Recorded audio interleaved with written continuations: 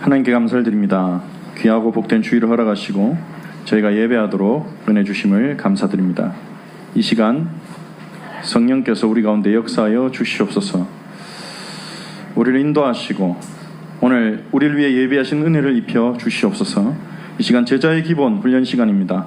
십계명을 살펴보며 하나님이 우리에게 원하시는 그 삶을 알게 하시고 하나님의 자녀로서 우리가 어떻게 하나님과 이웃을 사랑하고 살아가야 될 것인지를 알도록 하나님께서 축복하여 주옵소서. 예수님의 이름으로 기도합니다. 아멘. 이 앞쪽 에어컨 좀 누가 좀 켜주시기 바랍니다. 오늘 십계명 6번째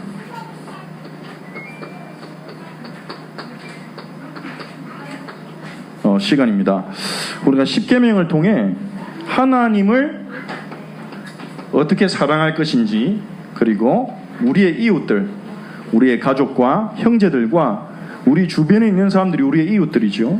우리의 이웃을 어떻게 사랑할 것인지 하나님이 가르치신 내용을 우리가 보고 있습니다. 오늘 우리가 구계명을 보는데요. 구계명은 무엇입니까? 출애굽기 20장 16절에 있죠.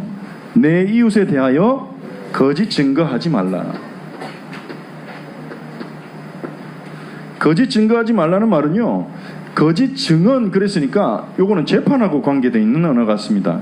하지만 이 구계명이 금하는 것은 모든 거짓말이죠. 거짓말하지 말라는 거예요. 왜 그렇습니까? 우리는 하나님의 백성이기에 우리의 하나님은요 진리의 하나님이십니다. 진실의 하나님이십니다. 하나님은 약속한 것은 반드시 지키시는 하나님이십니다. 하나님은 결코 허언을 하지 않습니다. 자신을 과대포장하시지도 않아요. 있는 그대로 말씀하시고 약속하신 것은 반드시 지키시거든요. 그러니까 하나님 백성인 우리도 그렇게 살기를 원하시는 거죠. 그래서 구계명은 거짓말을 금하는 거죠. 거짓말을 금하는 계명인데, 특별히 거짓 증언으로부터 이웃을 보호하라. 그것이 구계명을 통해서 하나님이 우리에게 말씀하고 계신 뜻이죠. 구계명은 거짓말을 금하지만 거짓 증언, 즉 재판에서의 거짓 증언을 우리가 먼저 좀 볼 필요가 있습니다.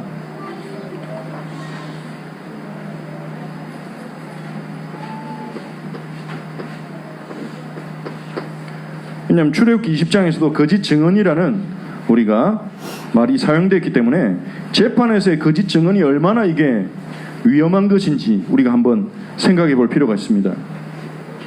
신명기 17장 6절 7절과 19장 15절에 보니까요, 어떤 사람이 큰 죄를 지어서 사형을 시킬 때는 반드시 2 혹은 3 이상의 증인이 있어야 된다 그랬어요. 그러니까 한 사람의 말만 듣고 사형을 결정해서는 안 된다는 거죠. 사람의 생명이 중요하기 때문에 사형을 결정할 때는 최소한 2명 이상의 증인이 있어야 되는 거예요. 그래서 하나님은 하나님의 백성 이스라엘에다가 복수 증인 제도를 이렇게 만들어 주셨죠. 2명 이상. 2명 이상이란 말한 게 뭡니까? 1명 말 가지고는 안 된다는 거죠. 나름대로 객관성을 가지고 보도록 하는 거예요. 한 사람 말만 들어보지 말고 이쪽 말도 들어보고 저쪽 말도 들어보고 이렇게 객관적으로 상황을 파악하고 사실관계를 확실히 해야 사람을 죽일지 말지 결정해야 되는 거 아니냐. 하나님이 가르치신 계명이 그거죠. 2명 이상의 증인. 이스라엘 재판에서는 증인이 굉장히 중요합니다. 성경 전체에서 2 증인이라는 이 단어가 가진 의미가요, 요한계시록까지 흘러가요.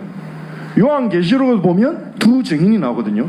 2 증인이란 말은 객관적인 사실이 확보된 증인이에요. 믿을 만한 증인, 신뢰할 수 있는 증인을 말하는 거예요. 2 증인은. 그런데요, 사람은 이것도 악용할 수 있습니다. 2명의 이상의 증인을 들으란 말은 사실관계를 분명히 파악하라는 것인데, 그 2명의 증인이 다 거짓말할 수도 있거든요. 그게 성경에도 나옵니다. 열왕기상 21장 1절에 16절에 보니까요, 이스라엘 왕 아합이 있죠. 이 아합의 부인 이세벨은요, 원래는 외국 나라의 공주였는데 아합 왕과 결혼하면서 이스라엘로 시집을 왔는데 시집 오면서 자기 나라가 섬기는 바알과 아세라 우상 선지자 850명을 데리고 왔어요. 시집 오면서 그 혼수로 가져온 거죠. 그 이스라엘을 완전히 바알 아세라 신앙 숭배지로 바꿔버립니다. 가장 영적으로 어두울 때였죠, 이스라엘에. 그래서 그때 일어난 선지자가 구약시대에 가장 많은 기적을 일으킨 엘리야, 엘리사 선지자가 일어난 거예요. 그 아합 왕이요, 어느 날 들어놓은 거예요. 머리 싸매고 들어놓은 거예요. 그 부인 이세벨이 와가지고, 아니 당신 왜 그래 들어놓있냐, 뭐 그리 속상한 일이냐 그랬더니 아합이 그런 겁니다. 자, 나봇이라는 사람의 포도원이 너무 마음에 드는데 그 땅을 팔라고 했더니 나봇이 우리에게 주어진 땅은 여호와께서 주신 기업인데 이거를 매매할 수 없습니다. 이 사람 신앙이 대단한 거죠. 하나님의 명령대로 사는 거예요. 권력자인 왕이 요구했지만 후환을 두려워하지 않고 여호와께서 주신 기업을 매매할 수 없습니다. 이런 거예요. 아합이 너무 가지고 싶은 거예요, 나봇의 포도원이. 근데 이 아합도 이스라엘의 왕이니까 기본은 있잖아요. 그래서 율법을 가지고 말하는데 자기가 어떻게 하지는 못하겠고 그 땅에 대한 탐심은 너무 크고 가지고 싶고 스트레스 받아가지고 끙끙거리고 있는 거예요. 그 부인 이세벨이 와가지고 뭐 그거 가지고 고민하나, 당신이 왕 맞냐 이러면서 내가 해결해 줄게. 그 나봇이 사는 성의 장로들, 그 장로들이 재판을 하는 자들입니다. 그때는 법관이 없으니까 각 지파의 마을마다 나이 많고 지혜로운 어른들이 장로로 선출이 되어서 그 장로들이 재판을 했거든요. 그 장로들에게 편지를 보낸 거예요. 뭐라 편지를 보냈냐, 그 당신네 동네에 불량한 사람 2명 돈 주고 고용해가지고 사람들이, 백성들이 모인 앞에서 나봇이 하나님과 왕을 욕했다고 증언시켜라. 그래가지고 당신들이 합법적으로 나봇을 죽여라. 그렇게 편지로 지시를 내린 거예요. 그 이세벨의 편지를 받은 그 성의 장로들이 그 여왕이 시킨 대로 깡패 같은 사람들 2명 부른 거예요. 돈 주고 거짓 증언해라. 합법적이죠. 2명의 증인이 동일한 증언을 하면 믿어질 만한 증인으로 받아들여지니까요.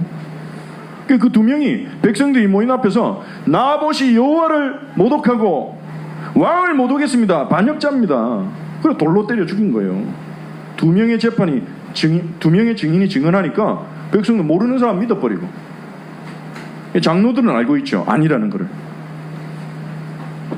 그러고 나봇이 죽으니까 그 땅이 비죠. 나봇의 아들들도 같이 죽은 거예요. 나봇의 포도원을 차지한 겁니다.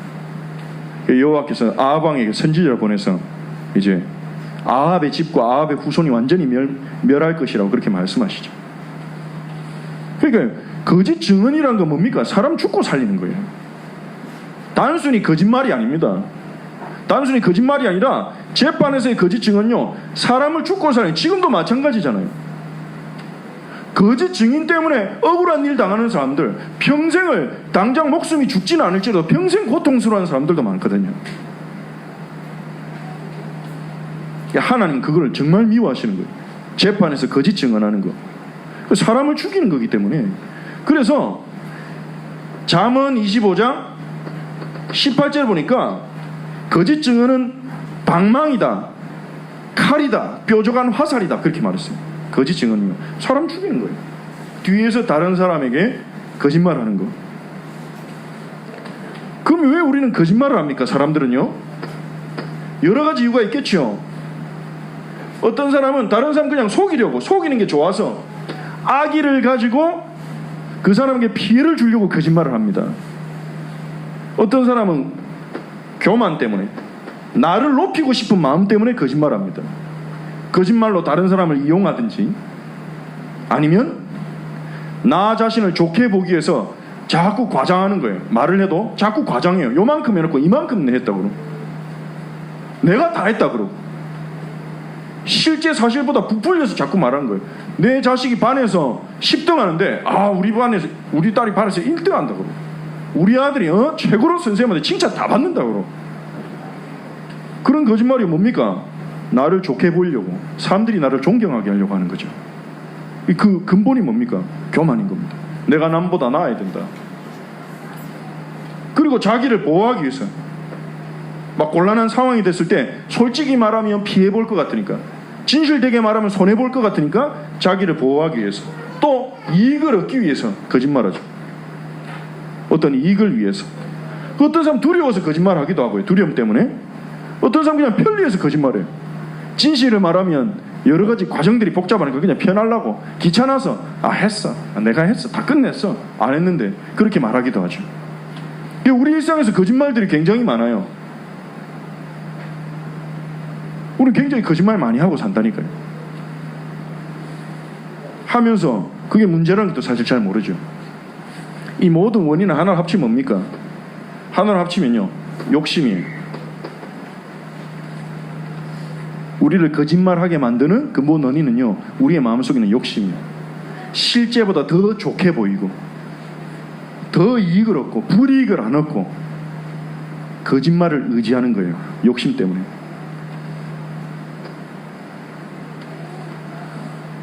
각종 거짓말들이 있습니다.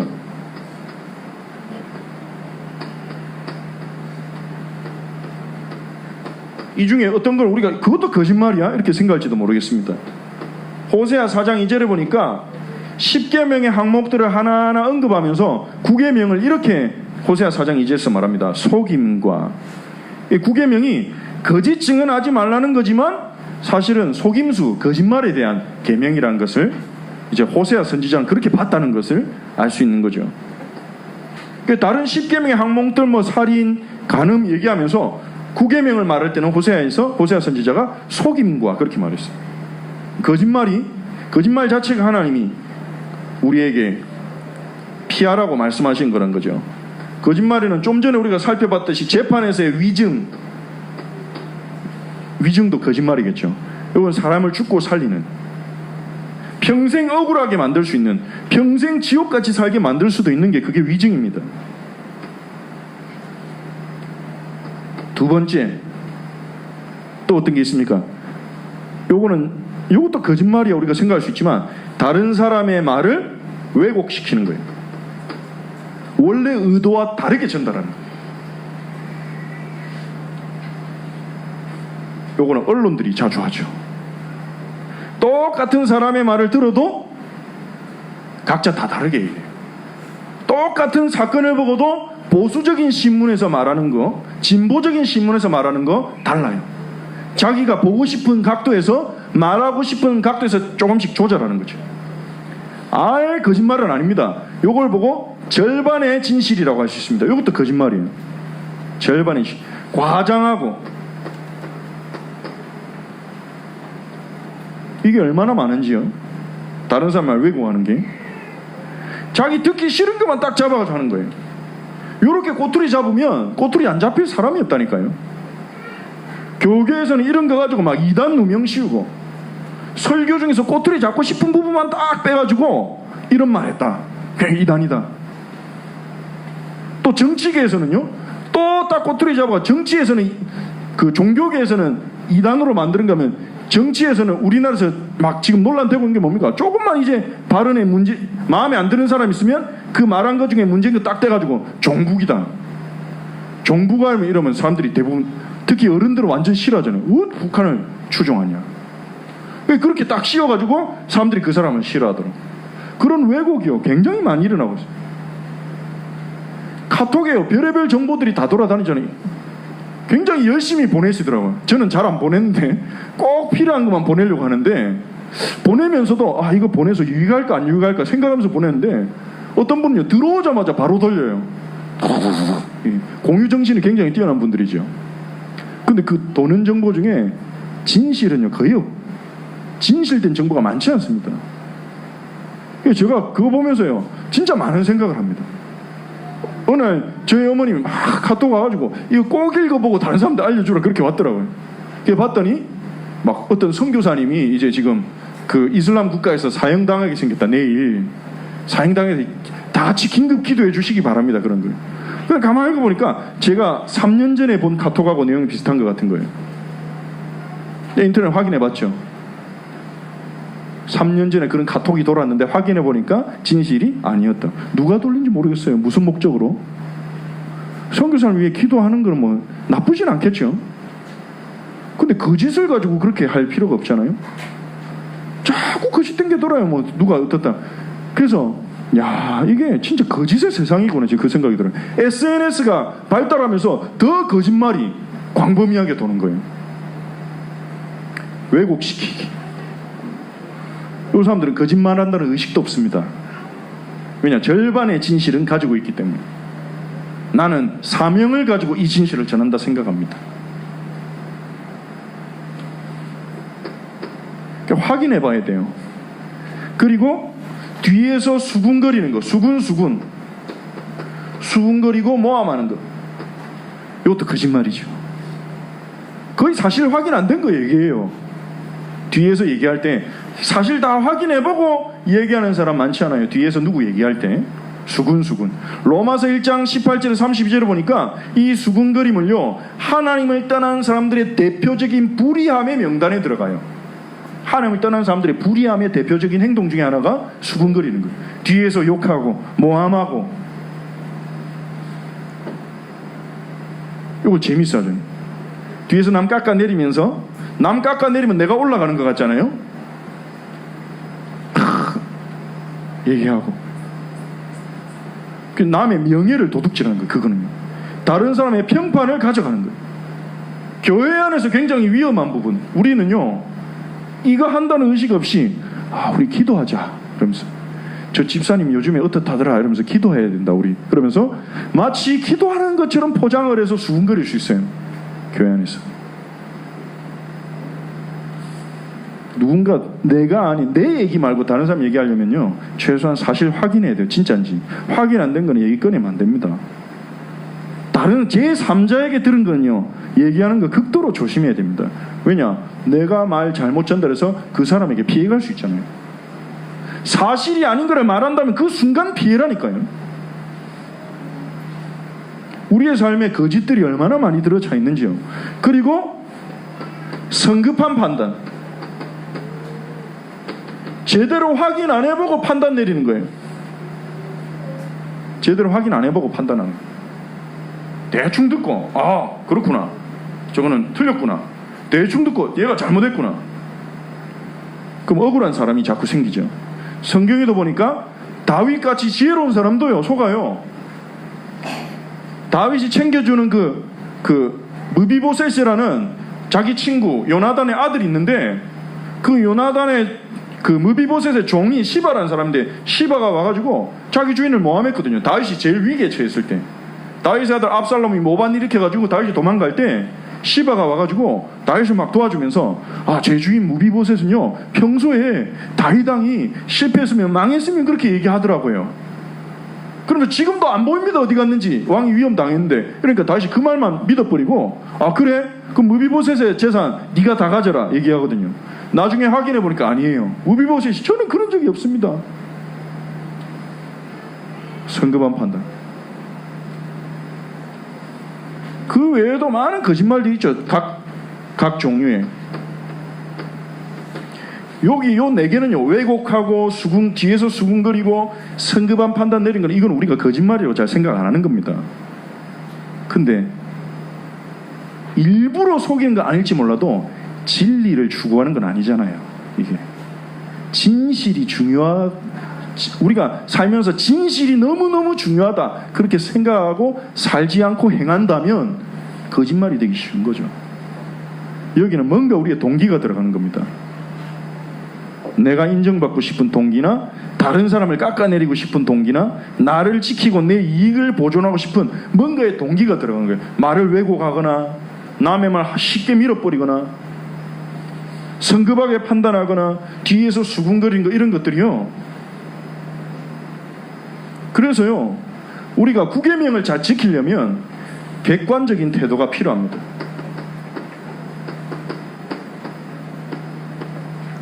객관적인 태도가 뭡니까? 한 사람 말만 듣고 쉽게 판단 안 하는 거예요. 상대쪽 얘기도 들어봐야 돼요. 한쪽 얘기만 들으면 잘못된 판단 내기 쉽다니까요. 부부 싸움하면 대표적인 게 부부 싸움 아닙니까? 말하는 거 들어보면 상대방만 죽일 사람이에요. 나쁜 놈이에요. 자기는 괜찮고 자기는 최선을 다했는데 상대방이 네가 막 어떻게 그래요. 둘 다 얘기 들어봐야 사태가 파악됩니다. 한쪽 얘기만 듣고 들어보면 저 사람 진짜 나쁜 사람이네. 그쪽 얘기 들어보면 또 다른 게 숨겨진 이 사람이 말 안 한 진실들이 또 나온다니까요. 양쪽 얘기를 들어봐야 돼요. 그게 객관적인 태도입니다. 애들이 싸웠다. 양쪽 얘기를 들어봐야 돼요. 그게 객관적인 태도입니다. 누가 얘기를 한다. 카톡에 무슨 내용이 왔다. 이게 사실인가 질문해 봐야 돼요. 진짜일까? 무조건 믿는 게 아니라 진짜일까?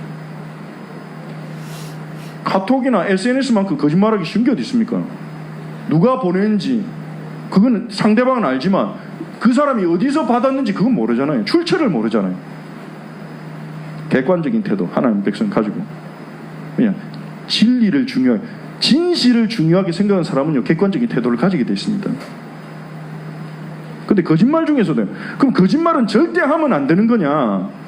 거짓말 중에도요 이웃을 위한 거짓말이 있어요. 이웃을 보호하기 위한. 요 9계명에서 금지하는 것은 이웃을 대항하는 거짓말이고요. 이웃을 해치는 거짓말. 이런 것들은 이웃을 해치는 거짓말들이죠. 위증이나 왜곡, 수군거림, 성급한 판단. 이웃을 위한 거짓말 어떤 것인가? 이걸 보고 영어로는 white lie라고 하고 선의의 거짓말 그런 말을 쓰기도 하죠. 예를 들면 암 환자가 왔는데 거짓말하면 안 돼. 당신 한 달 뒤에 죽습니다. 말하면 띵 충격받거든요. 그리고 누군가 상담해 주는데 근데 나는 너무 잘못하는 것 같아요. 저는 왜 이럴까요? 그런데 그래 당신은 그래 고생하게 생겼다 이렇게 얘기를 해버리면 충격받는 거죠. 그럴 땐 좀 위로하고 용기를 줘야 될 때도 있잖아요. 진실보다는. 그것도 죄일까요? 잘못된 걸까요? 9계명에서 말하는 것은 이웃에 대항하는 거짓말을 주로 말하는 것입니다.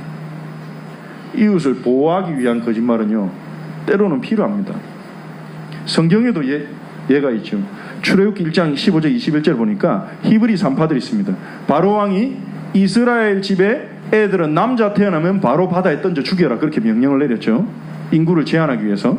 근데 히브리 산파들이요 바로 왕이 명령을 냈지만 그렇게 못하겠는 거예요. 바로 왕보다 하나님이 더 두렵거든요. 그래서 애기를 살려줬어요.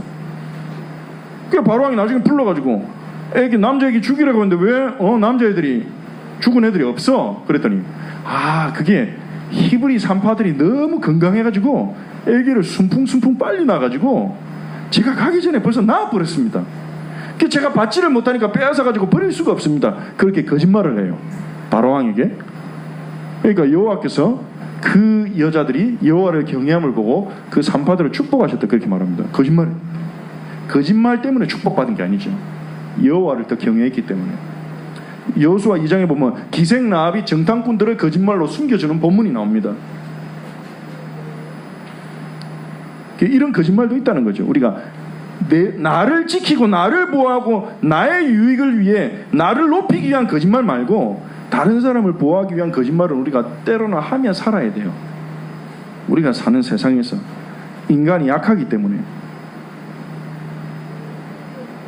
그럼에도 불구하고 그러한 거짓말일지라도 우리가 쉽게 생각하고 함부로 한다면 그거는 하나님 보시기에 맞는 게 아닐 겁니다. 그러할지라도 거짓말은 거짓말이에요.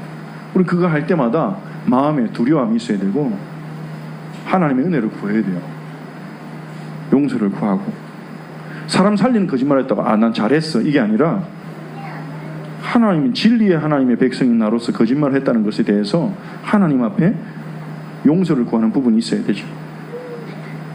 거짓말을 하지 않으려면 어떻게 됩니까? 거짓말을 하지 않으려면 못해요. 거짓말을 안 할 수가 없는 것 같아요. 왜 그렇습니까? 요한복음 8장 44절에 예수님 말했습니다. 너희는 너희 아비 마귀에게 났으니 그는 거짓의 아비라. 거짓을 제 것같이 말하는. 하나님 떠난 인간들은요 마귀 소속이에요. 거짓의 아비 마귀 소속이기 때문에 거짓말 거짓된 행동을 안 할 수가 없어요. 도덕 문제가 아니라 신분 문제예요. 거짓말 안 하고 살 수가 없어요. 불신자는. 자기는 진실하게 산다고 하지만 거짓된 행동이 또 나와요. 하나님 떠난 인간은요, 진실되게 살 수가 없어요. 그러면 거짓말 안 할 수가 없는 거냐? 그게 아니에요. 요한복음 8장 32절에 예수님이 진리를 알지니 진리가 너희를 자유케 하리라. 예수님은 우리를 거짓으로부터 자유를 줄 수 있어요. 진실하게 살 수 있게 해주세요. 예수님은요, 진실하게 살려면 용기가 필요합니다. 진실하게 살려면 하나님을 신뢰해야 돼요. 하나님이 내 인생을 책임지고 주관하신다, 그 사실이 안 믿어진다면 두려워서 나를 지키기 위해서 거짓말을 하게 될 수밖에 없다니까요. 근데 혹 거짓말을, 진실을 말했을 때 내가 손해를 본다 할지라도, 솔직하게 말했을 때 다른 사람이 나를 안 좋게 본다 할지라도 하나님이 내 인생을 지키고 돌보신다는 믿음이 있다면 그 하나님과의 관계가 더 소중하기 때문에 진실을 말하고 그걸 감수하겠죠. 하나님의 인도하심을 믿고, 하나님 나를 지켜주심을 믿고, 하나님 나를 회복시켜 주실 것을 믿고 진실할 수 있겠죠. 그래서 진실하게 살 것이냐, 거짓의 세상 속에서 같이 맞물려 돌아갈 것이냐, 근본 문제는 하나님을 믿고 살 거냐, 아니면 하나님을 믿긴 믿는데 좀 덜 신뢰하고 내가 지금까지 오면서 사용한 수단, 가르치지도 않았는데 애들 어느 정도만큼의 거짓말을 사용하기 시작한다. 자기를 지키기 위해. 몇 살부터인지도 모르겠어요. 저희 아들도 막 언젠가부터 거짓말을 해놓고 제가 안 했어요, 누나가 했어요 이러면서 다 안 해. 뻔히 보이는데 제가 안 했어요. 어디서 배웠지 이거를? 본성인가 막 보면서. 예수님이 있어야 자유를 가질 수 있어요. 예수님이 있어야 진리를 추구하는 삶에 도전할 수 있어요. 에베소서 4장 23절에서 25절에 과거의 구습을 따르는 옛사람을 벗어버리고 거짓말에 의해서 살아가는 옛사람을 벗어버리고 의와 진리와 거룩함으로 지으심을 받은 새 사람을 입으라. 하나님 우리를 어떻게 부르셨습니까? 의롭게 이제 진리를 추구하면서 거룩하게 살아갈 수 있는 하나님 자녀로 부르셨거든요. 그래서 25절에 속이지 말고 진리를 추구해라 그렇게 말해요. 무슨 말입니까? 예수님을 통해서 십자가에 죽고 다시 살아나야 진리의 삶을 살 수가 있는 거예요. 진리의 삶은 도전입니다. 도전이에요. 하나님이 우리에게 주시는 도전이에요. 왜냐? 세상은 거짓말로 돌아가요. 특히 우리나라는 거짓말 더 심한 것 같아요. 한국은. 어떤 사람은 거짓말 잘했는데 칭찬받아요. 그 거짓말 잘한 걸 능력인 것처럼 생각하는 사람도 있어요. 자료를 하나 봤는데요, 손봉호 교수님이라는 분이 이제 기독교 윤리 실천 이쪽에 많이 활동하시는 분인데, 그분이 2000년대 어떤 자료에서 조사를 했는데 위증죄로 이게 전부 다가 아니라 이 검찰에 기소당한 사람이 2000년 한 해에만 한국에 몇 명 있었냐? 2000년 한 해에만 위증으로 기소당한 사람이 거의 1200여 명 됐어요. 2000년 한 해만 위증죄로 이 법정에서 거짓 증언해가지고 걸린 사람이, 고소당한 사람이 1200명이에요. 똑같은 기간에 일본에 위증죄로 고소당한 사람이 몇 명이냐? 5명. 그리고 똑같은 기간에 무고죄도 마찬가지죠. 억울한 사람한테 누명 씌우고 안 한 사람한테 했다고 이렇게 해가지고 피해를 주면 무고죄가 되는데, 이 무고죄로 한국에서 기소당한 사람이 몇 명이냐? 이 기분 나쁘고 상대방 깎아내려고 자기가 이익 얻으려고 그렇게 무고한 그런 행동을 하겠죠. 무고죄로 기소당한 사람이 더 많아요. 2961명. 똑같은 기간에 일본의 무고죄로 기소된 사람이 2명. 한 가지 자료죠. 요거 가지고 다 판단할 수는 없겠죠. 그만큼 우리나라에서 거짓말을 많이 쓴다는 거예요.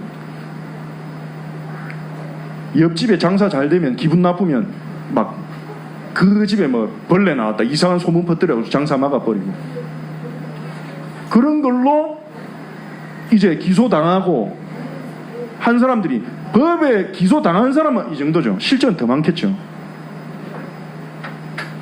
그만큼 거짓말이 문화화되어 있어요. 여기서 거짓말 안 하고 진실을 추구한다. 쉽지 않은 도전이죠. 그럼에도 불구하고 우리가 불이익과 손해를 감수하고 나의 하나님이 진리의 하나님이시기 때문에 그 하나님의 영광을 드러내기 위해서 우리가 거짓을 미워하고 진리를 사랑하는 삶을 살아간다면 하나님이 손해보게 하시겠습니까? 그 손해보는 것도 영광의 길이 되지 않겠습니까? 하나님의 영광을 나타내는 너의 하나님은 정말로 진실하신 분이구나 나타내는 그 영광의 길이 되지 않겠습니까? 그게 우리에게 하나님 구계명을 통해 주시는 도전이에요. 구계명은 한마디로 뭡니까? 거짓을 미워하고 진리를 사랑하라 하나님의 백성들아, 그 말이죠. 그래서 우리는 나를 보호하기 위한 거짓말, 나의 유익을 위한 거짓말뿐만 아니라 악의 없이 가볍게 하는 거짓말, 농담으로 장난으로 하는 거짓말조차도 하지 않도록 좀 경계할 필요가 있지 않나, 하나님 백성들이. 그만큼 진리와 거짓에 민감해져야 된다는 거죠. 조금 주변에서 융통성이 없구나 그런 말을 들을 수 있습니다. 제가 그런 말을 가끔 듣습니다. 목사들, 제 친한 목사들도 그렇게 얘기합니다. 융통성이 없는 것 같다. 제 나름대로 이유가 있습니다. 내가 믿는 하나님이 그런 분이기 때문에. 오해받아도 하나님은 아시니까. 9계명 10계명은 다음 주에 하겠습니다. 10계명은 다음 주에. 다음 주는 성경학교 바로 전날이기 때문에 성경학교 준비와 또 주변 지역에 잠깐 어린이 전도를 하려고 하고요. 그래서 다음 주는 제자 훈련을 한 주 쉬고 그 다음 주에 10계명 10번째 계명을 하면서 10계명을 마무리하도록 그렇게 하겠습니다. 우리 같이 기도하고 마치겠습니다. 쉽지 않은 도전이지만 성령이 우리에게 역사하신다면, 예수님이 함께 하신다면 갈 수 있는 길입니다. 하나님, 거짓말로 움직여지는 세상, 거짓말로 돌아가는 삶 속에서 진리를 추구할 수 있도록, 진리의 하나님을 바라보고 진리의 하나님의 영광을 드러낼 수 있도록 우리에게 힘을 주시고 인도해 주옵소서. 거짓말로 다른 사람을 피해 입히지 않도록, 오히려 이웃들을 거짓으로부터 보호하는 하나님의 백성이 되도록 우리를 사용해 달라고 우리 합심으로 기도하고 마칩니다. 하나님께 감사를 드립니다. 9계명을 오늘 살펴보며 거짓 증언과 싸워야 할, 거짓말을 맞서야 할 저희의 길을 알려주시니 감사합니다. 하나님, 거짓을 미워하고 진리를 사랑하는 저희가 되게 하옵소서. 우리를 부르시고 구원하신 진리의 하나님을 사랑하며 거짓을 미워하고 진리를 사랑하는 저희가 되게 하옵소서. 자신을 보호하기 위해, 자신의 유익을 위해 악의 없이 가볍게 하는 거짓말조차 하지 않도록 경계하며 진리를 위해 살아가게 하옵소서. 객관적인 태도를 가지게 하옵소서. 혹여나 우리가 거짓말로, 확인되지 않은 말로 이웃에게 피해를 주고 이웃을 상처 입히고 이웃을 억울하게 하고 이웃을 하나님 상하게 하지 않도록, 하나님 거짓으로부터 이웃을 보호하는 사람 살리는 저희가 되도록 은혜를 주시옵소서. 그렇게 인도하실 줄 믿습니다. 우리 함께 해주신 하나님께 감사를 드립니다. 예수 그리스도의 이름으로 기도합니다. 아멘.